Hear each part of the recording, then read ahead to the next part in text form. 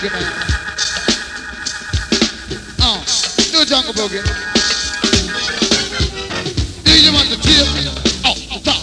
The top, the top, the top, the tip. You dig? Baby, the tip, top, the top, the tip. Oh, the top. The top, the top, the top, the tip. You dig? I'm down my tip top, baby. The tip, top, the tip. Oh, the top. The top, the top, the top, the tip. You dig? I got my tip top, baby. The tip top, now. You want the tip? Oh, the top. The top, now. The top, the tip. You dig? All right, so I'm inside of the Supreme X1, and I'm putting this new knob on my car. See how I can't really see what color my car is, but you get the idea right there, right? Look at that. What? That's all I gotta say. Anyway, I'm trying to put this on. I want you guys to see it. I should have showed you.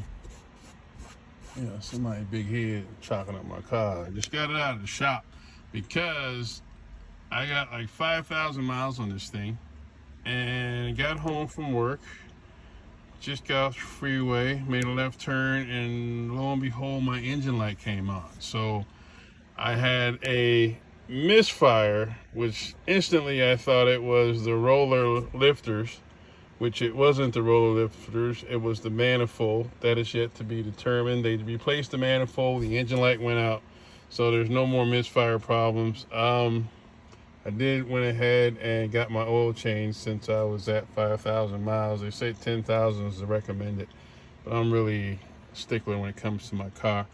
Anyway, this is the Dodge Challenger RTTA, TA standing for Trans Am. It's a 2021. Yeah, so I'm getting this new shifter on my car, and this shifter, if you guys are interested in getting this for your car, I got to give the guys props at the Speed Dog Shift Knobs, right?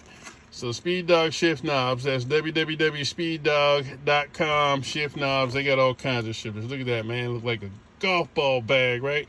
Anyway, so I did mine, you know what I'm saying? And it's looking good. So basically what I got to do is you take this nut here, you loosen up your old original factory one, you pull this down. This slips down pretty easy. The guy on the video who did it on YouTube, sorry, I don't remember your name, but it seemed like he made it look a little difficult. It wasn't that hard to do. Maybe mine was a little looser. They probably custom fit these, and they probably just sewed it too tight. But anyway, this knob is a little shorter, lower to the stick shift, but it's pretty beefy. So I got a really big hand.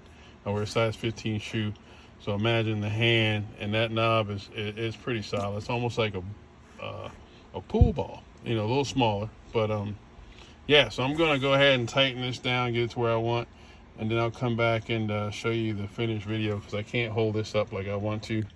But yeah, I'll show you what it looks like when I'm done. All right.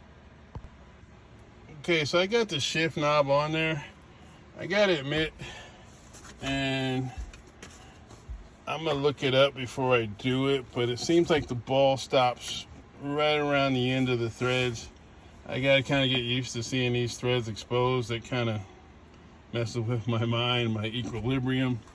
To tell you the truth, honestly, I don't remember or recall if these threads were exposed on the original. Anyway, I do dig the knob. You can see it is painted all the way through. It looks good to me. It's in first right now. Let's just do some shifting. I might have to readjust this because it looks weird. But that's second, third, fourth, fifth, and sixth. It looks pretty much on.